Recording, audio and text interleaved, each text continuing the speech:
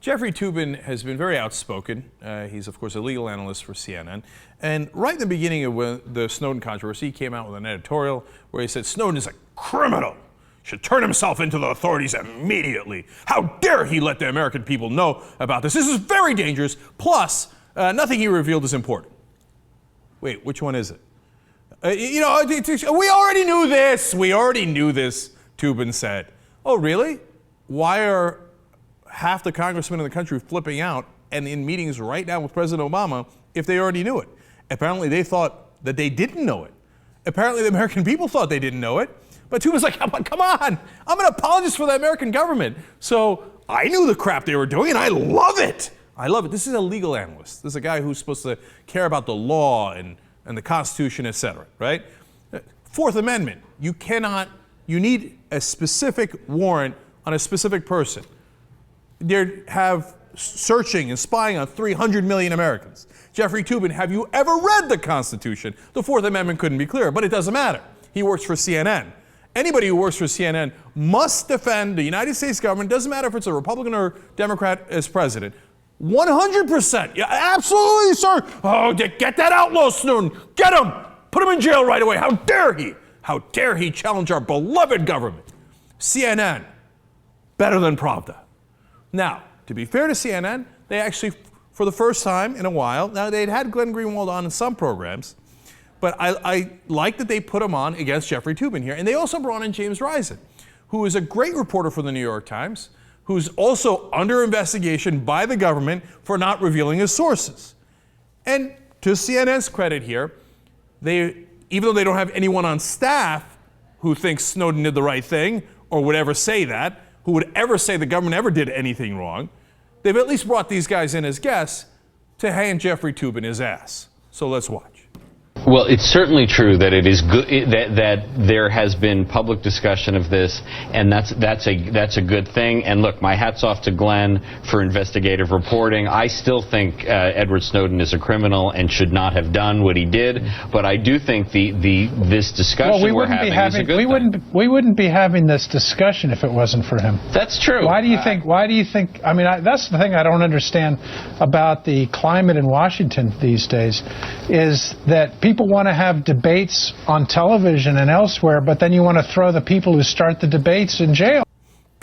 It's a devastating point by James Rice. And President Obama does the same thing. Oh, I welcome this debate. Well, if you had welcomed it, you might not want to do an international manhunt for the guy who started the debate. And you got a funny way of welcoming the debate and transparency by keeping it top secret until a whistleblower revealed it to the American public. If you wanted a debate, if you wanted transparency, you could have told us about your secret spying program much, much earlier. Now, they're not done with Toobin yet. Glenn Greenwald is going to take a shot at him as well.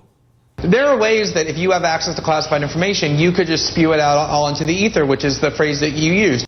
He could have uploaded it onto the internet en masse. He could have sold it to a foreign adversary. He could have passed it to a foreign government. He could have given it to WikiLeaks and asked them to just publish it all. He did none of that. He came to established media organizations and said, please be extremely careful and judicious. Go through these documents, publish only what is in the public good that my fellow citizens should know about, and withhold the information that could cause harm. And that's what we've done. Glenn, he's now gone to China, and then he's gone to Russia, two of the most repressive countries in the world, and you don't think they now have access to all that material? He somehow kept it secret from them? No, they don't, Jeffrey. And the reason he had to go to Russia and China is because the United States is filled with Jeffrey Toobins who want to take people who come forward and bring transparency to the government and throw them into a cage for decades and disappear them from our public discourse. That was awesome. Toobin's first like, please, he's gone to non-freedom-loving countries like Russia and China. Did you see a smug look on his face? And then after Glenn Greenwald drops the elbow on his head, he went from like, to Washington. It was an awesome face change. Hey, Jeffrey, if we loved freedom so much, why do we want to give 136-year sentences to guys who revealed information about our government that we should have known about the Iraq War and Afghanistan War. Our government lied to us about the civilian casualties. Our government lied to us about the Apache helicopter video and gave no punishment to the people who killed first responders, who killed civilians, who killed reporters.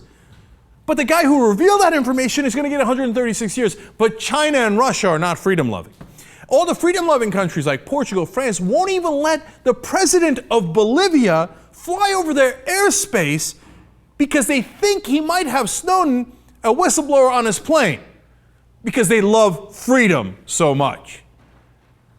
Hey, again, credit to CNN here to actually bring on two guys who are actual experts and actual investigative reporters to bring the facts to Jeffrey Toobin and to absolutely dispel the nonsense he's been spewing from day one on this issue. All the pro-government propaganda about how we love freedom and the people who are trying to protect Snowden hate freedom, when in reality it's Orwellian and the exact opposite.